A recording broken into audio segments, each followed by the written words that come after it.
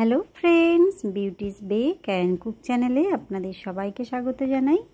আজকে একটা computer theme cake আপনাদের সঙ্গে শেয়ার করব। কেকটা ছিল আমার 1 পাউন্ডের অরেঞ্জ ফ্লেভারের কেক। আমি প্রথমে 3টে লেয়ারে কেক স্পঞ্জটা কেটে নিলাম। এখানে কিছুটা সুগার সিরাপ দিয়ে আমি কেক স্পঞ্জটা ভিজিয়ে নিয়েছি একটা ব্রাশের সাহায্যে। এইবারে এরপরে কিছুটা ক্রিম দিচ্ছি, ক্রিমের সঙ্গে অরেঞ্জ ক্রাশ মিক্সড করছি। ক্রাশটা ভালোভাবে মিক্সড করে নিয়ে কেকের চারিপাশে আমি এটা স্প্রেড করে দিচ্ছি।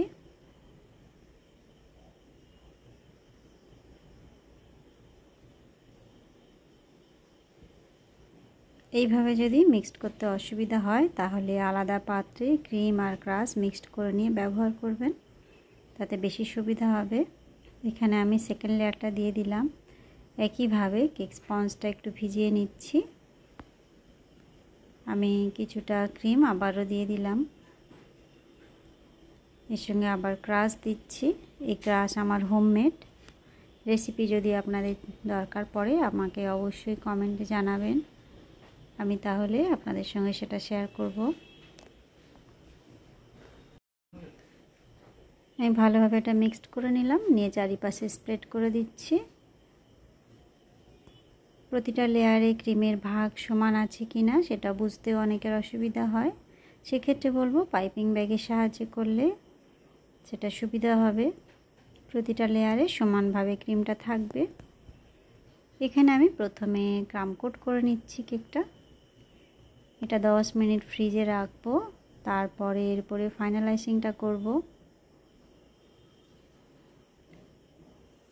10 মিনিট ফ্রিজে রাখলে কেকের যে ক্রামগুলো উপরে উঠে আসার সম্ভাবনাটা থাকে সেটা আর হয় না, সেটা সেট হয়ে যায় কেকের সঙ্গে। ফাইনালাইজিংটাও খুব ভালো হয়।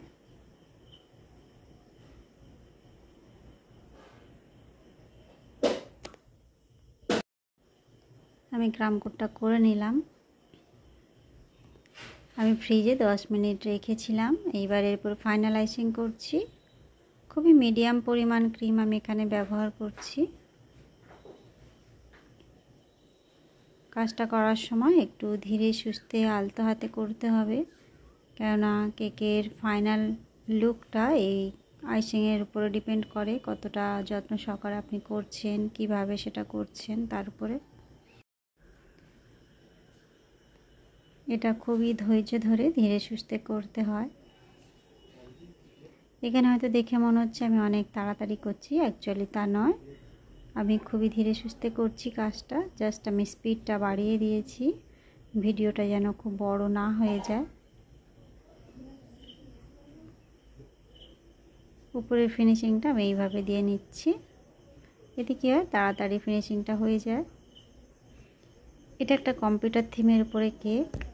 আমাকে কাস্টমার যখন অর্ডারটা দিয়েছিল খুবই শর্ট টাইম ছিল, আমি বলেছিলাম যে ফন্ডেন্ট দিয়ে কম্পিউটারটা আমি বানিয়ে দিতে পারবো, কিন্তু সেটা বাজেটে আসবে না বলে আমাকে বলেছিল যে ড্রয়িং করে দিলেও চলবে। যাই হোক, সেই কারণেই আমি এটা ড্রয়িং করছি এখানে। এটা চকলেট গানাশ দিয়ে আমি করছি। এটা কিবোর্ড বানাচ্ছি, এটা সিপিইউ হচ্ছে। এইটা হচ্ছে আমি ক্রিমে ব্লু আর বেশিরভাগটা ব্লু কালার দিয়েছিলাম, তার সঙ্গে 1 ড্রপ ব্ল্যাক কালার মিক্সড করেছিলাম, যার জন্য কালারটা এইরকম এসেছে।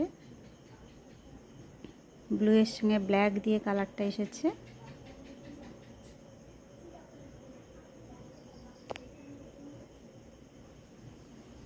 সিপিইউটাও একইভাবে আমি এটা ক্রিম দিয়ে ভর্তি করে দিচ্ছি।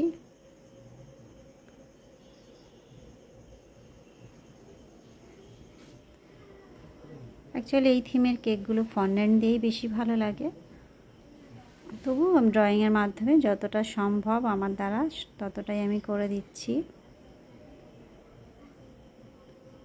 এটা দিয়ে কিবোর্ডের কিগুলো বানাচ্ছি।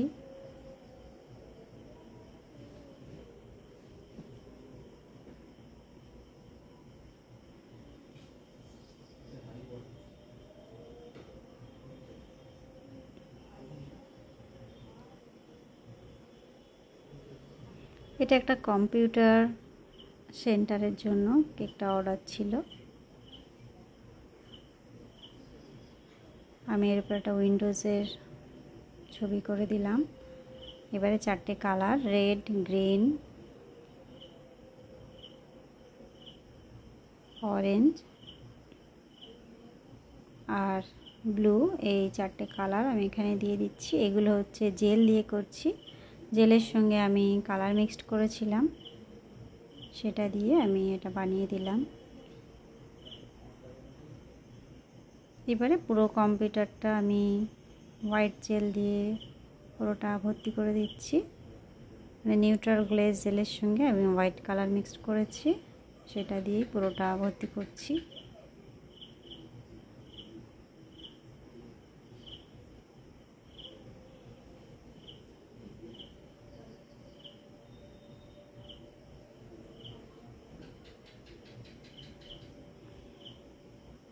এবারে তারগুলো বানাচ্ছি আর একটা মাউস বানাবো।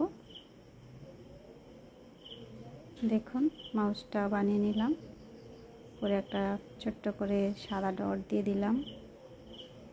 এখানটায় স্যার লিখে দিচ্ছি, যেহেতু স্যারের জন্মদিনের কেকটা অর্ডার ছিল স্টুডেন্টদের তরফ থেকে।